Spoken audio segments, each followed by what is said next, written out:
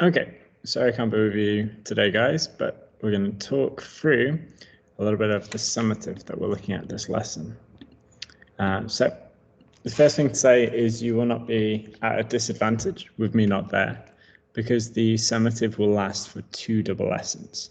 So you'll start today, you'll figure out what it is you want to do, you'll get some really good ideas together. If you are ready to start the summative then, so let me scroll back down. Otherwise, you can wait till next lesson, get some feedback from me, and we can take it from there. So your aim for the summative is to write the word food with examples of food inside. So as we can see with this alphabet here, these multiple different examples, different kinds of food have been used to create the letters. So we've got some kind of a cake here, there's a donut, a kiwi, a watermelon, a honey cake, rainbow cake. There's lots of different stuff there. And if you go online, you can find even more examples, and we're going to look at some student examples in a minute. So as I said, this is a summative piece of work. So it is kind of high stakes. It goes towards your end of term report. You will have opportunities for formative feedback in this. Okay, one of the benefits of visual art summatives are that you can get feedback, you can get support, you can ask your friends advice, you can take it home and show your family, you can get opinions and feedback to help guide the work, so that when you start and work on the summative, you can get advice even all the way through that to get the strongest possible grade. And here's some examples of some really, really high achieving student work to produce the same thing. So we've got food, using different examples of the food in there.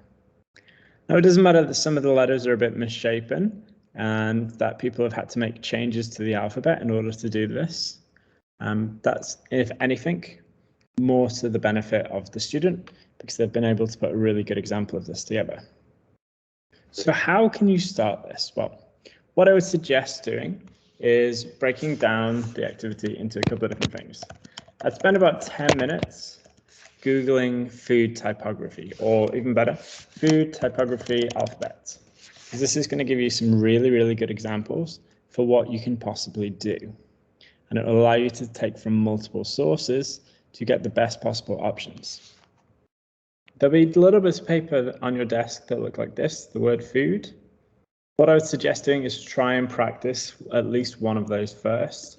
Get some color in it, experiment with the ideas, see what works. This will probably take you about 20 minutes. Okay, so give you about 20 minutes to put that together. What you can do is you can photograph it and send it to me on Teams so I can give you some feedback. One thing to be aware of is once you've done that, if you're happy with the ideas you put together, if you've tried a bit of shading on it, which we'll look at as part of the success criteria in a second, you can then start your summative. Your summative needs to be at least 10 centimeters high and 22 centimeters long. So please measure the area out before you start working. Some of the letters can be a bit smaller. They don't all have to hit 10 centimeters tall. And they can be longer than 22 centimeters, but they should not be shorter.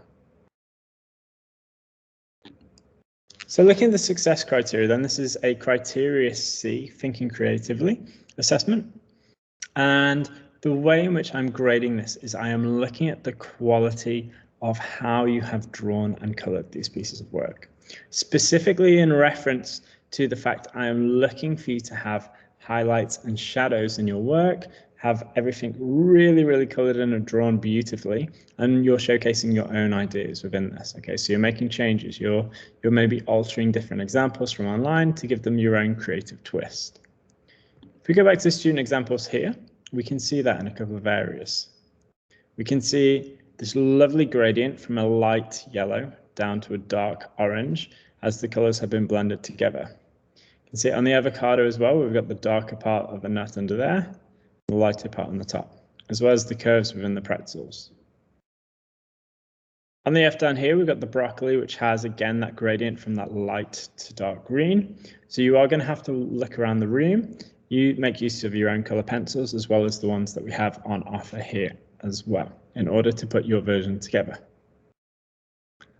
So your aim for the end of the lesson by tomorrow is to have researched different examples of typography.